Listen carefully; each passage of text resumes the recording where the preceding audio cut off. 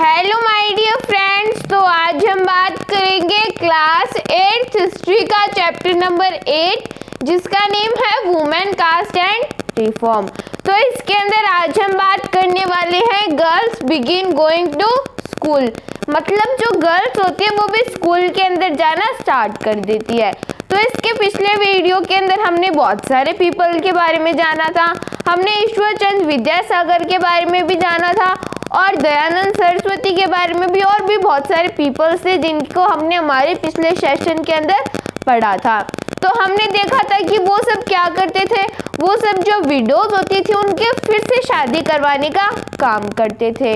अब जो Indian reformers थे उन्होंने सोचा कि हमारी तो कुछ दिनों बाद में मृत्यु हो जाएगी, लेकिन अगर हमारे डेथ के बाद में कोई भी रिफॉर्मर नहीं आया जो इन गर्ल्स को सपोर्ट करे, इनको आगे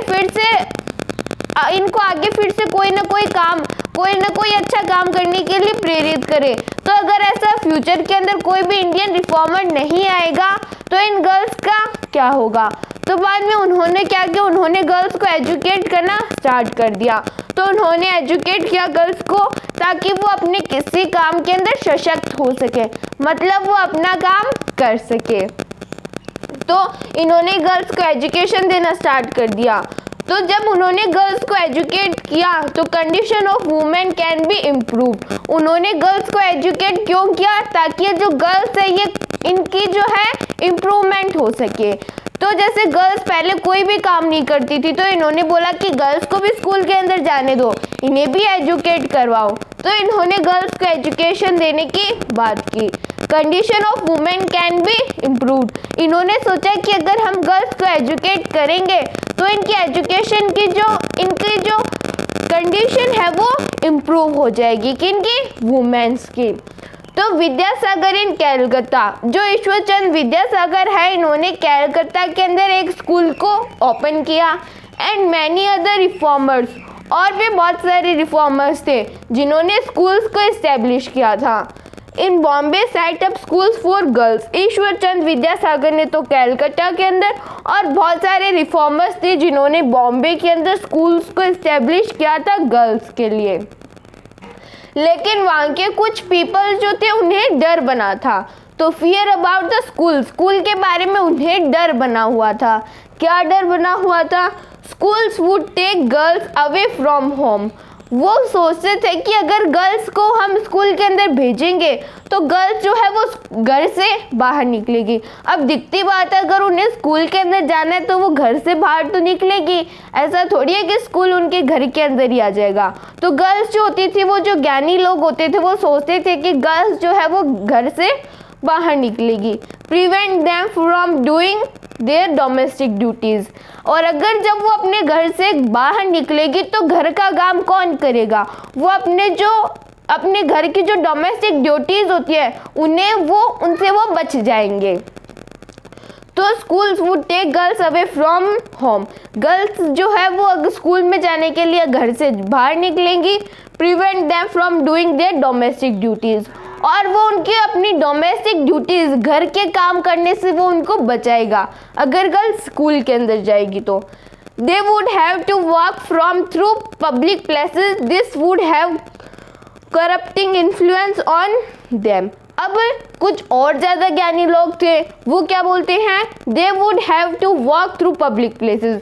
वो बोलते हैं कि ये जो गर्ल्स है अगर ये स्कूल के अंदर जाएगी तो ये पब्लिक प्लेसेस से गुजरती हुई जाएगी, मतलब ये जैसे गांव से गुजरती हुई जाएगी तो गांव के अंदर बहुत सारे लोग बैठे रहेंगे।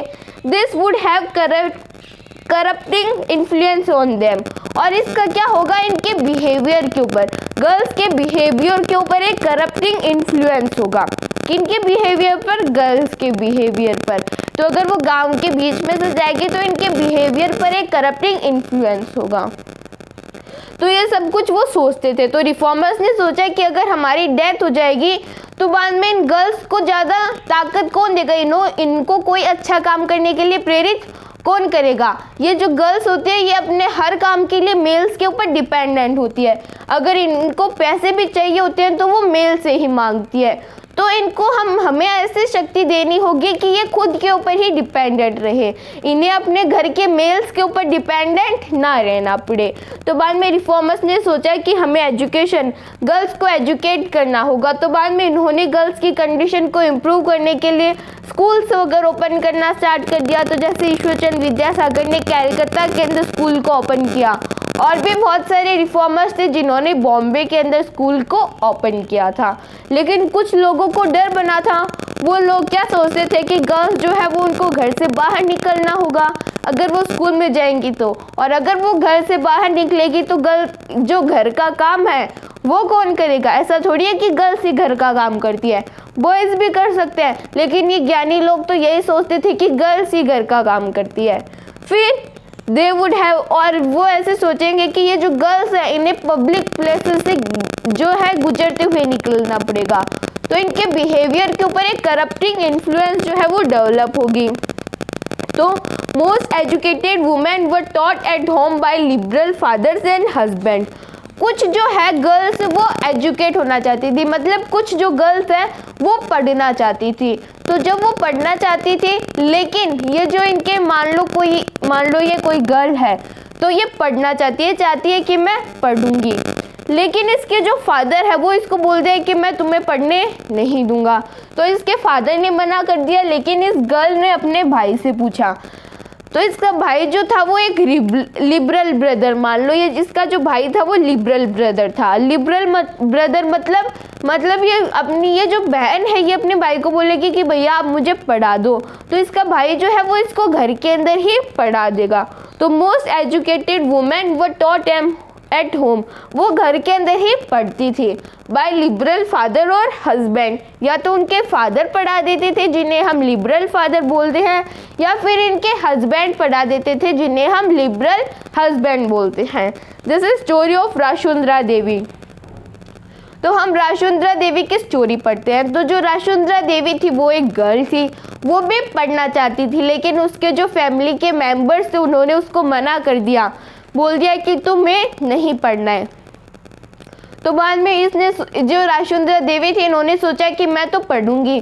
तो बाद में इन्होंने क्या किया, इनके जो बच्चे होते थे वो स्कूल के अंदर जाते थे, तो इन्होंने अपने बच्चों की जो नोटबुक होती है उससे पेज फाड़ा और किचन के अंदर जाके छुप छुप के पढ़ने लगी, क्योंकि इसके फैमिली मेम्बर्स तो जो है इन्हें पढ़ने नहीं देते थे। तो किचन के अंदर जाके वो छुप छुप के पढ़ने लगी। उन्होंने सभी ABCD वगैरह सीखी, और उन्होंने क ख ये भी सभी सीख ली, और बाद में इन्होंने इंग्लिश पढ़ना, हिंदी पढ़ना, ये सब कुछ भी सीख लिया। और बाद में ये दूसरी जो वुमेन्स होती थी इन्हें भी पढ़ाती थी, वुमेन्स के बारे में लिखती थी। तो हमने girls begin going to school के बारे में थोड़ा बहुत जान लिया। अब हम आगे बात करेंगे। तो अब हम थोड़ा बहुत और जान लेते हैं। तो बाय लेट 19th सेंचुरी के लेट के अंदर क्या होता है, आर्य समाज इन पंजाब के अंदर आर्य समाज आ जाता है। तो आर्य समाज किसने एस्टेब्लिश किया था, स्वामी विवेकानंद ने। तो स्वामी विवेकानंद ने आर्य समाज एस्टेब्लिश किया था। तो आर्य समाज ने दो काम किए थे। पहला काम तो हमने हमारे पिछले वीडियो के अंदर जाना था कि वो विडोज की रीमैरी करवाते थे, और दूसरा काम क्या था कि वो वुमेन्स के लिए स्कूल ओपन करते थे, वहाँ पे वुमेन्स को एजुकेट करवाते थे। तो आर्य समाज इन पंजाब और ज्योतिराव फुले इन महाराष्ट्र। और जो ज्योतिराव फुले थे तो सावित्रीबाई फुले के हस्बैंड ज्योतिराव फुले, तो ज्योतिराव फुले ने भी महाराष्ट्र के अंदर बहुत सारे स्कूल्स को ओपन किया था। बहुत सारे नहीं तो एक स्कूल, तो मान लो कि ज्योतिराव फुले ने भी अपने स्कूल के अंदर गर्ल्स को एजुकेट करवाया था। तो इन्होंने महाराष्ट्र के अंदर स्कूल खोली थी, इस्टेब्लिश स्कूल फॉर गर्ल्स के लिए इन्होंने जो स्कूल है उसका इस्टेब्लिशमेंट किया था। तो एरिस्टोक्रेटिक मुस्लिम हाउसहोल्ड्स, जो एरिस्टोक्रेटिक मुस्लिम हाउसहोल्ड्स, तो ये एरिस्टोक्रेटिक मुस्लिम हाउसहोल्ड्स क्या होता है तो वो अब हम जान लेते हैं। तो एरिस्टोक्रेटिक मुस्लिम हाउसहोल्ड्स मतलब women learn to read the Quran in Arabic, मतलब बहुत सारी वुमेन्स होती है जो कुरान को पढ़ती है अरेबिक के अंदर। दो women learn to read the Quran in Arabic, वो कुरान को पढ़ती है अरेबिक लैंग्वेज के अंदर। तो ये एरिस्टोक्रेटिक मुस्लिम हाउसहोल्ड्स हो गया। तो तो अब ये कुरान को पढ़ती है अरेबिक के अंदर, तो ये इनको पढ़ाता कौन था? तो जो वुमेन ट्यूटर होते थे घर के अंदर वो उनको पढ़ाते थे। मतलब एक तरह से ट्यूशन टीचर हो गई। जो गर्ल्स होती थी वो ऐसे बोलती थी कि हाँ तुम स्कूल्स के अंदर तो नहीं जा सकती, लेकिन मैं तुम्हारे घर पे आ सकती हूँ तुम्हें पढ़ाने के लिए। तो वुमेन ट्यूटर एट होम, जो वुमेन्स होती थी एक तरह से उनके ट्यूशन टीचर हो गई, वो उनको घर पे जाके पढ़ाती थी। तो reformer such as Mumtaz Ali, तो मुमताज अली भी क्या थी? एक रिफॉर्मर ही थी। Reinterpreted verses from the Quran to agree for women's education, और इन्होंने भी वही स्ट्रेटजी अडॉप्ट की जो राजा राम मोहन रॉय ने की थी। इन्होंने भी क्या किया, जो कुरान होती है उसके अंदर से कुछ ग्रंथ लिए और जो कुरान के जो हेड होते हैं या फिर जो मुस्लिम के हेड होते हैं उन्हें दिखाया कि देखो इस कुरान के अंदर भी यही लिखा है कि वुमेन्स को एजुकेशन देनी चाहिए। तो वही काम मुमताज अली ने भी किया। इन्होंने कुरान को रीड किया, उसके अंदर से मान लो कोई एक दोहा दिखा उन्हें जो कि वुमेन एजुकेशन को सपोर्ट करता था, तो उन्होंने वो दोहा उठा के किसे दिया? जो मुस्लिम के हेड होते हैं उन्हें दे दिया और उन्हें दिखाया कि देखो कुरान के अंदर भी यही लिखा है कि हमें वुमेन्स को एजुकेट करवाना चाहिए। Quran to agree from women education free print and women education. जैसे जैसे प्रिंट का डेवलपमेंट होता गया, प्रिंट मतलब कैसे बहुत सारी बुक्स छपने लगी, तो जब वुमेन्स ने उन बुक्स को पढ़ा तो उन्हें लगा कि यार बहुत इंटरेस्टिंग बुक है, हमें और बुक्स को पढ़ना चाहिए। तो इन्होंने बाद में और बुक्स को पढ़ना स्टार्ट किया। तो प्रिंट एंड वुमेन एजुकेशन, वो खुद पढ़ती थी पहले उस बुक को, बाद में इनके ऊपर बहुत ज़्यादा सस्पेंस डेवलप होता था, वो सोचती थी कि हमें दूसरी बुक को भी पढ़ना चाहिए। तो बाद में वो क्या करते हैं, पहले खुद पढ़ते हैं और बाद में दूसरी वुमेन को पढ़ाते हैं, और बाद में जो वुमेन होती है वो दूसरी वुमेन के बारे में लिखती है। तो वो बोलते हैं कि देखो जैसे मैंने पढ़ा है वैसे तुम्हें भी पढ़ना चाहिए। तो वुमेन राइट अबाउट वुमेन, इसे हम हमारे नेक्स्ट वीडियो के अंदर पढ़ने वाले हैं। If anybody have any type of doubt, any type of query, then please ask me in the comments. Thank you so much.